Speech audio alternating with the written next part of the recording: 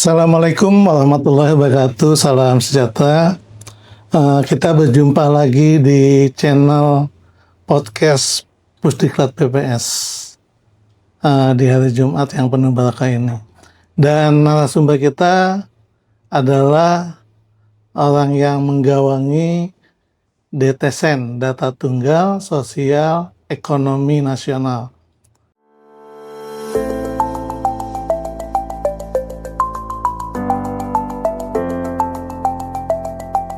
Nah, tadi baru saja beliau Bapak Budi, Dr. Budi Setiawan memberi ceramah kepada pelatihan dasar CPNS, BPS, dan menurut saya itu hal yang luar biasa. Nah, tadi Pak Budi, saya tadi mendengar ada sesuatu yang menarik, Pak Budi. Pak Budi mengatakan seperti ini, saya nyaman dengan bekerja DTSEN ini karena manfaatnya bagi masyarakat tuh dampaknya luar biasa. Nah, filosofi atau motivasi apa yang Pak Budi mengatakan nyaman dan berdampak luar biasa? Apa Pak Budi? Ya, terima kasih Pak Irham. Kenapa saya seperti itu? Karena kita tahu bahwa DTSEN ini sebagai satu-satunya data tunggal sosial ekonomi digunakan oleh pemerintah, tidak hanya pemerintah pusat, tapi juga pemerintah daerah, untuk menyalurkan bantuan sosial atau program perlindungan sosial.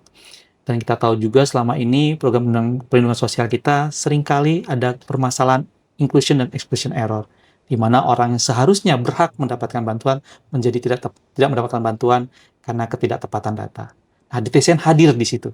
DTSEN hadir untuk menyediakan data yang akurat, yang minimal inclusion-nya, minimal exclusion-nya, sehingga nanti program-program pemerintah itu menjadi lebih tepat sasaran. Dan saya nyaman, ya karena ini akan langsung berdampak ke masyarakatan. Saya senang ketika nanti program-program pemerintah itu jadi tepat sasaran, orang-orang yang berhak menerima, jadi menerima bantuan tersebut. Demikian Pak Irham. Oke, masalah luar biasa ya.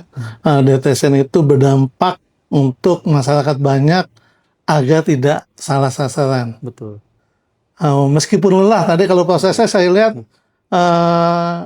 kolaborasi dengan kementerian, banyak kementerian, BPS nggak bisa tidak bisa berdiri sendiri dalam masalah itu. Nah, masalah-masalah apa Pak ketika kita melakukan komunikasi, koordinasi, dan diplomasi dengan kementerian-kementerian tersebut Pak Budi? Iya. Tadi disampaikan terkait dengan ego sektoral ya. Tadi ego sektoral seringkali kementerian lembaga itu merasa, oh ini bukan tugas kami tidak punya kepentingan di situ, sehingga mereka jadi tidak mau memberikan data yang kita butuhkan. Nah, disitulah peran kita untuk menyampaikan bahwa DTSEN ini sangat berdampak bagi masyarakat. DTSEN ini berdampak bagi ketepatan pemerintah dalam menyalurkan bantuan.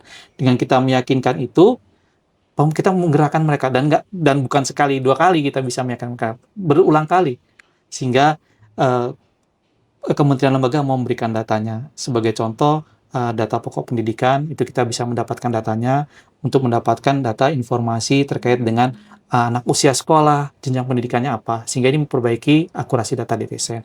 Kemudian juga kita mendapatkan data dari EMIS Kemenak, karena data pendidikan di Kemenak itu data tidak menyatu dengan data Dapodik, jadi ada dari EMIS Kemenak kita dapat. Kemudian data BPJS, penerima bantuan iuran, kita juga dapat dari BPJS. Kemudian data pendapatan dari BPJS Ketenagakerjaan juga kita dapat, dan itu memang tidak mudah. Jadi kita harus meyakinkan mereka bahwa data ini penting buat sama-sama kita mutakhirkan, kita bangun untuk kemaslahatan masyarakat. Mungkin seperti itu Bapak. Oke, terima kasih Pak Budi. Jadi untuk meyakinkan bahwa data ini penting untuk negeri ini, Betul. masyarakat, karena dampaknya.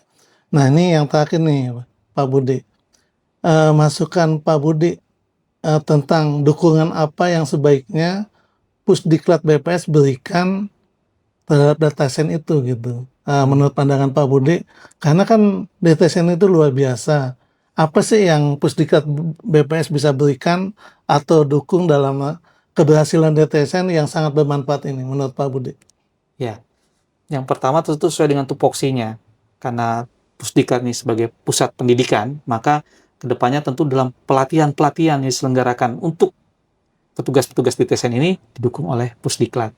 Sehingga nanti tentu kita sangat terbantu apabila kita ada pelatihan Nah, terkait dengan TCN ini, kita tinggal menghubungi Pusdiklat ke satu. Kemudian juga, Pusdiklat ini kan juga menyelenggarakan pelatihan-pelatihan yang bukan ada kaitan dengan TCN. Seperti contohnya hari ini, Latsar, CPNS. Kemudian nanti ada pelatihan-pelatihan lain, yang mungkin ada kementerian lembaga lain, itu diselipkan materi DTSN.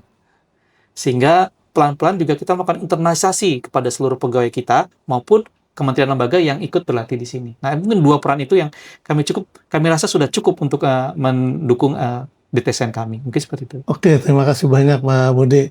Ini masukan bagi pimpinan Pusdiklat BPS, nanti akan kita sampaikan. Semoga karena Pusdiklat BPS ini jadi satu kesatuan dengan Betul. BPS. Oke, terima kasih banyak Pak Budi atas kehadirannya. Semoga DTSN ini sudah bermanfaat dan terus bermanfaat ya, Pak Budi.